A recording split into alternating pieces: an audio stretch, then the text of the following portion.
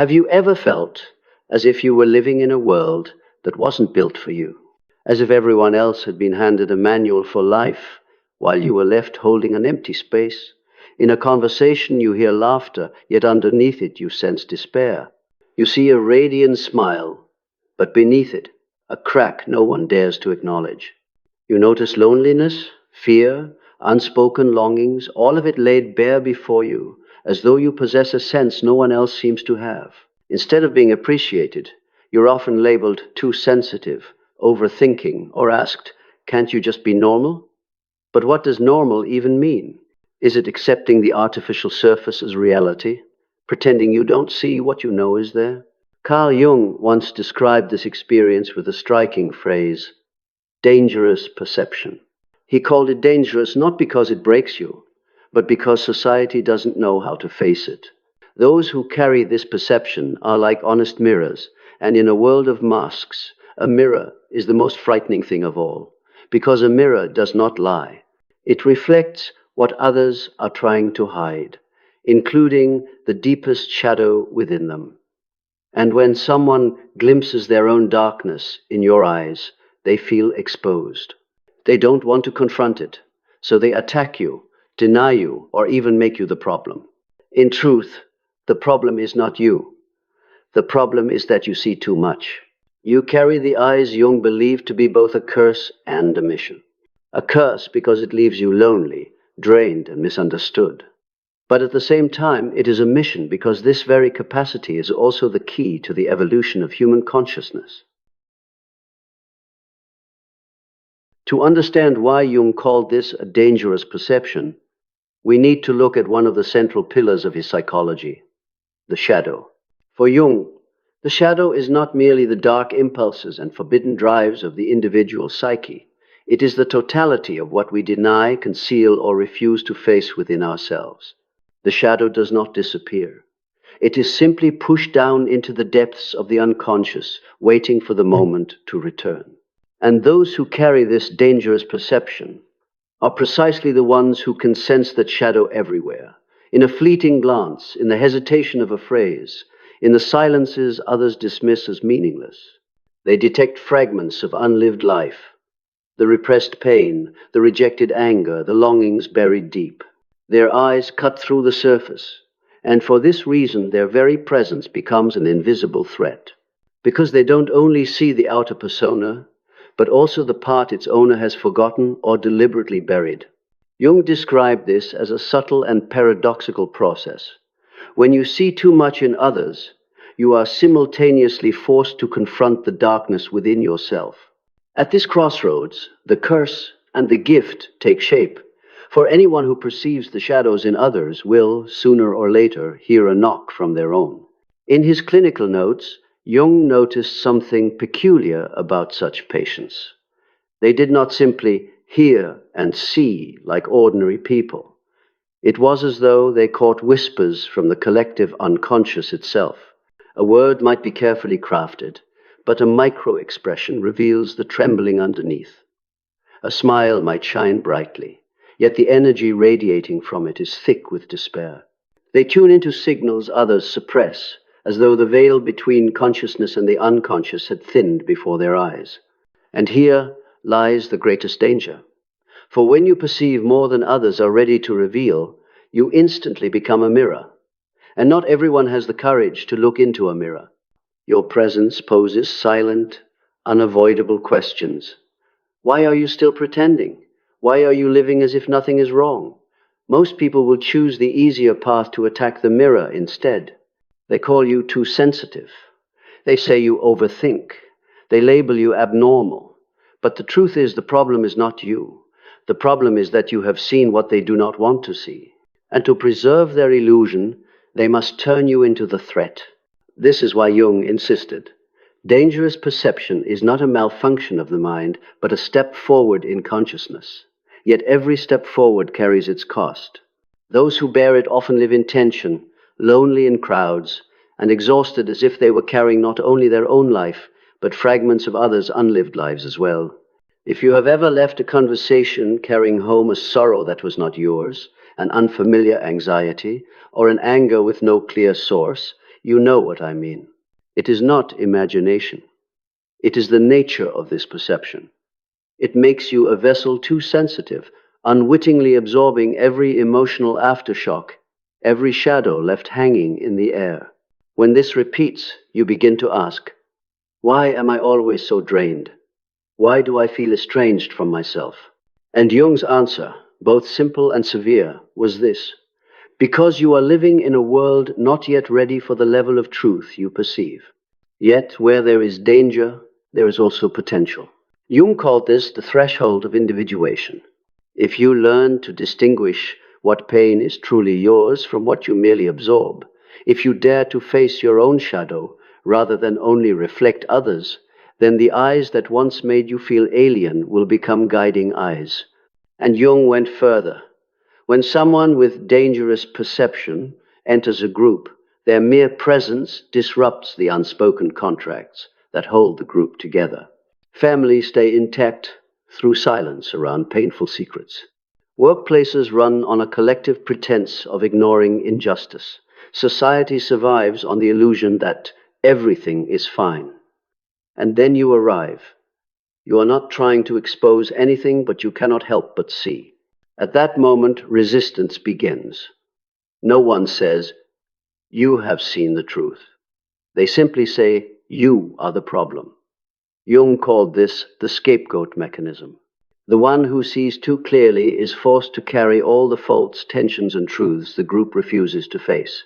You are turned into the difficult one, the destroyer of harmony, or even the danger that must be removed. Here lies the paradox Jung hinted at. The sharper the vision, the harsher the trials the soul must endure. Dangerous perception is not just seeing others clearly, but being forced to live in two parallel worlds: an outer world where people operate by shared conventions, and an inner world where truth is laid bare without refuge. Those who carry this perception are like travelers crossing a fragile bridge over an abyss. On one side lies the false safety of the collective, full of compromises, rules, and masks. On the other side lies the solitude of the one who dares to see, full of shadows, unnamed pains, collective wounds no one wishes to touch. On that bridge, there is no turning back. You must keep balance, knowing each step exacts a price. The greatest danger is not exclusion, but losing your orientation along the way. When you see too much, it is easy to fall into the illusion that you hold the whole truth. But Jung warned, penetrating vision does not equal omniscience. Dangerous perception, if not tempered by humility, can become a refined form of pride, the belief that you alone are awake in a sleeping world. And that pride can trap you in an invisible prison, closing off your growth. Another danger is the erosion of meaning. When you read too many layers beneath every word, every smile, every ordinary gesture, the world can collapse into an empty stage. Joy in simple acts fades. Innocence becomes hard to enter. Everything feels heavy because everywhere you turn you see pretense. At that point, the challenge is no longer to see, but to keep loving despite what you see, to remain open, even while recognizing the fragility and falseness of life. Jung once said, "There is no light without shadow." Those with dangerous perception must learn to walk through not only others' darkness, but their own. The doubts, the weariness, the sense of futility. This is the most insidious hazard, the hardening of the heart. When you see too much, you may protect yourself by withdrawing, by closing down, by becoming a cold observer rather than a participant. But eyes that see clearly without a warm heart are like a lamp burning in the desert. They illuminate, but they do not nourish life. So where is the way forward?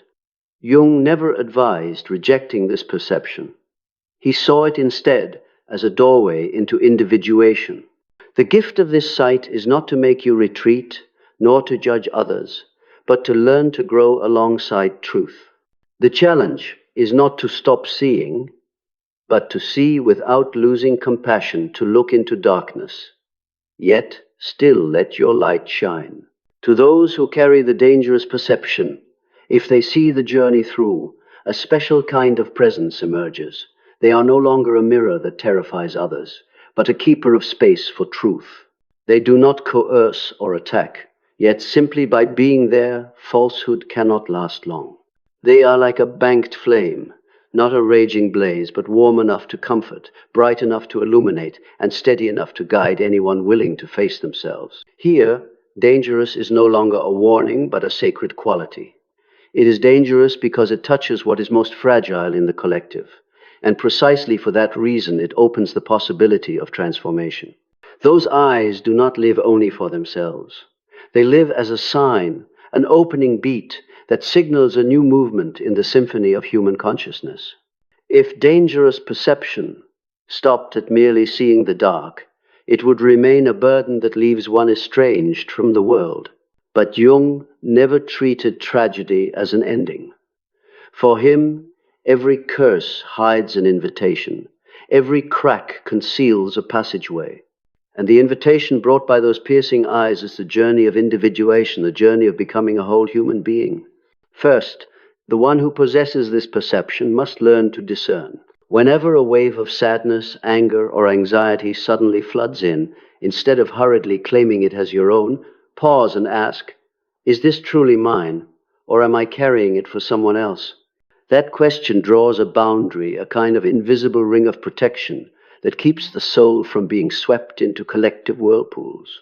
Very often, our exhaustion does not come from what we have lived through, but from what we have unknowingly absorbed for the world.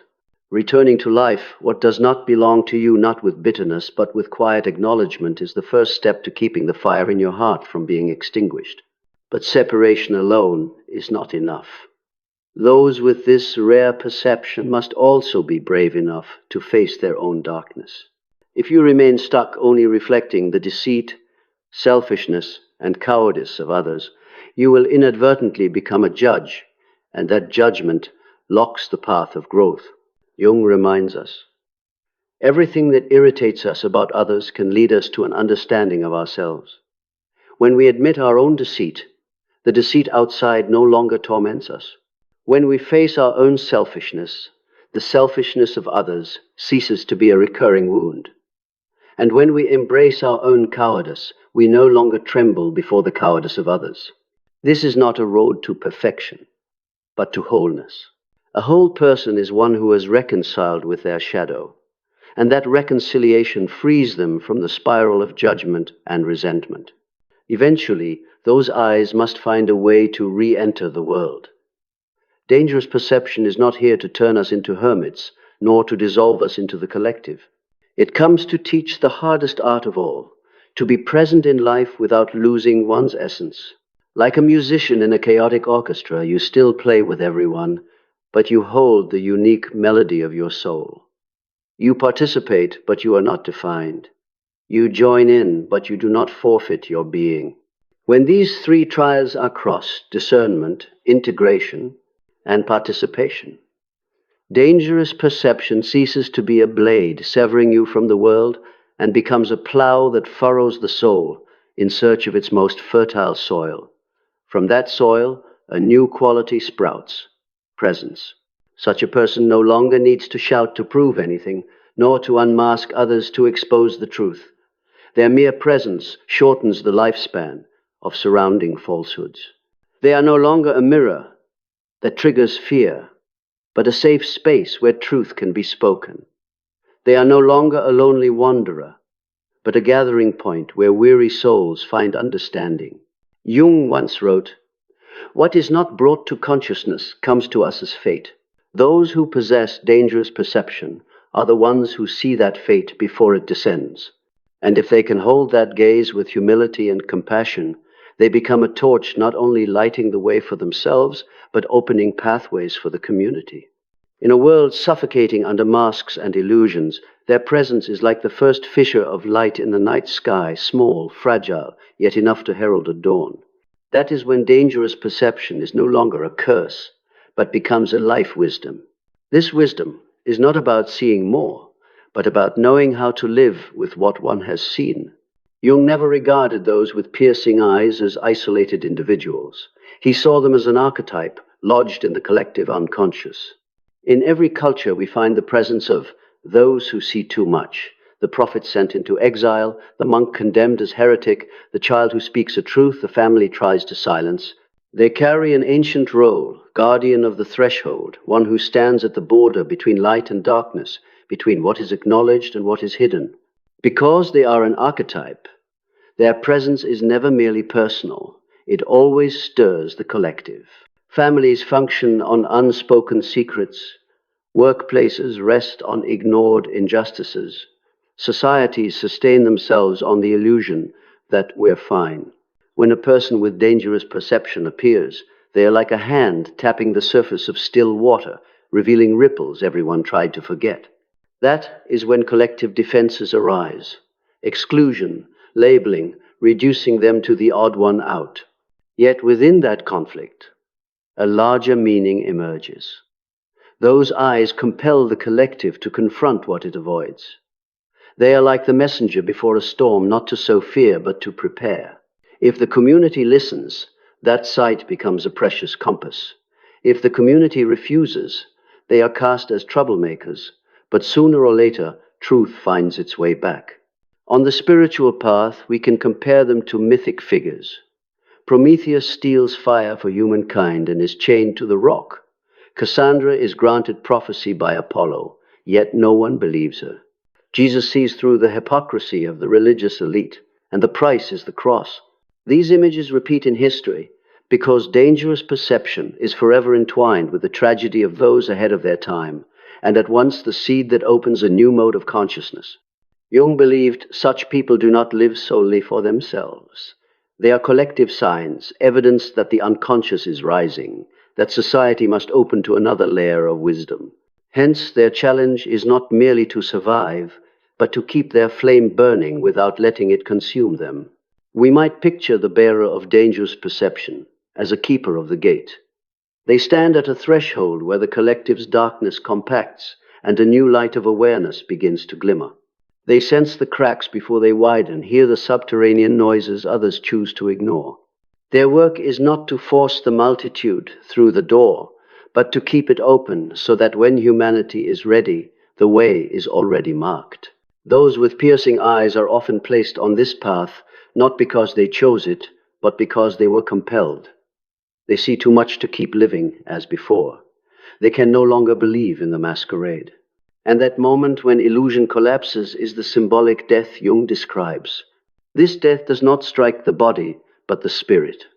It is like a silent earthquake. The old walls of complicity and normal life cave in. The bearer of dangerous perception suddenly finds themselves among ruins, relationships that no longer fit, values that have lost meaning, places once safe, now suffocating. This is the phase where despair looms, because the entire familiar world has dissolved. Yet from those ruins, a door opens. Jung calls it the opportunity for rebirth. The old must die for the new to be born. And this newness is not a different version in social terms, but a deeper being where the soul is no longer driven by imposed roles and begins to live from its own center. Myths depict this in countless images. Orpheus must descend to the underworld to bring back Eurydice. Inanna, the Sumerian goddess, is stripped of every garment and crown to enter the realm of death and then rise again. Christ endures the cross to open the path of resurrection. These stories, Jung insists, are not merely religious. They are collective symbols of a spiritual journey that any individual might undergo. The bearer of dangerous perception is a soul reenacting that script in real life. After the symbolic death, one lesson remains: to live in truth without letting truth crush you. This demands a double capacity. On one hand, to look directly into darkness, both one's own and the collective's. On the other, to retain the ability to feel joy, innocence, and the small beauties of life. This is the hardest lesson, because piercing eyes can turn the world into a bleak tableau. But Jung reminds us, wholeness does not mean seeing only darkness. It means embracing both darkness and light. This is also the moment when the bearer of dangerous perception steps into a new form of love. No longer a love bound by illusion or the need for control, but love as a genuine presence. They learn to love another without concealment, without the urge to rescue. They learn to stand alongside another's pain without confusing it as their own. Such love is not fusion, but encounter, a meeting where two souls stand in the truth of themselves and look at one another with eyes free of fear. On the social level, the appearance of these individuals is a reminder that humanity is ready to mature. For a society can only truly grow when it can face its own shadow, its injustices, its lies, its unspoken secrets.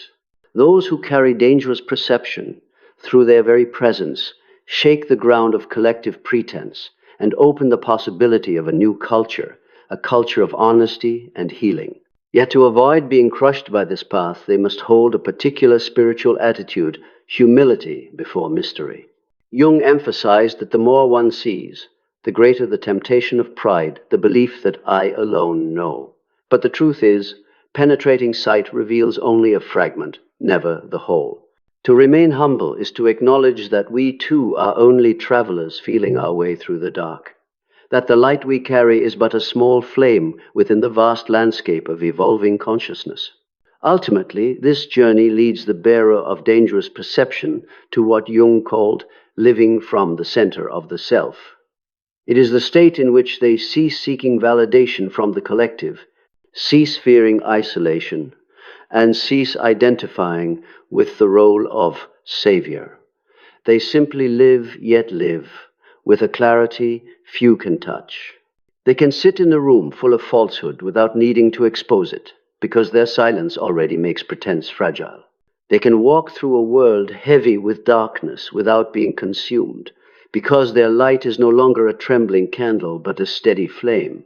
In this sense, dangerous perception is no longer a sentence, but an initiation. It demands that the soul die once so that it may be reborn with a vision broader, deeper, and truer. It is a sign that you have been chosen to walk ahead, to pay the price of truth, and to return to the world a priceless gift, a presence that is honest, whole, and liberating. Perhaps everything we have said about dangerous perception can be distilled into one simple truth: you are not broken. If your eyes see more than others, if your heart trembles at what others overlook, it is not a defect, it is a privilege.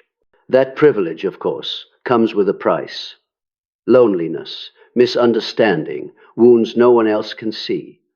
Yet it also carries a rare potential to become a forerunner of a new form of consciousness.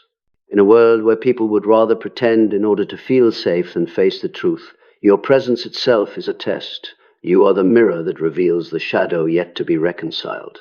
You are the crack of light on a seemingly solid wall. You are the whisper that reminds others all illusions are fragile. And though your presence may make you a target of resistance, it is also the very reason you are essential in this age. Jung once wrote, "What is not brought to consciousness comes to us as fate." Those who carry dangerous perception are the ones who glimpse that fate even in its gestation. You cannot stop the world from pretending, but you can keep your own vision clear. And sometimes a single person willing to live truthfully is enough to change the atmosphere of an entire room, to force a collective to look at itself. If dangerous perception is rejected, it will destroy you. It will harden you, embitter you, and exhaust you with burdens that are not your own. But if you learn to integrate it, it transforms into wisdom. It teaches you boundaries. It teaches you compassion. It teaches you to live from the center of your being rather than from imposed roles. It makes you whole, not perfect, but authentic. And that is the greatest gift you can offer the world: the presence of an honest soul. You don't need to preach. You don't need to prove. You only need to live with clear eyes and an unarmored heart. For in a world weary of masks, a single person daring to be real is already a revolution. So if you have ever asked, why am I different? Why do I always see too much? The answer is, because the world needs you. Not to be a savior, but to be living proof that a human being can walk through darkness without losing their light. That is no longer a curse. It is a mission, and it is a privilege few are given.